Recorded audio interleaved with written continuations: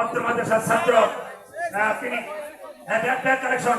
আমার প্রশাসন ভাইরা অনেক কষ্ট করেছেন, আমরা তাদের জন্য দোয়া করি।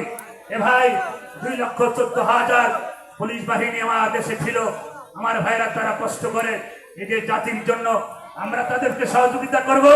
আমার পুলিশের প্রশাসন ভাইরা আমাদেরকে সহযোগিতা করবে, কারণ তারা তো আমাদেরই ভাই, আমরা তাদের ভাই। কত বড় ঠিক না?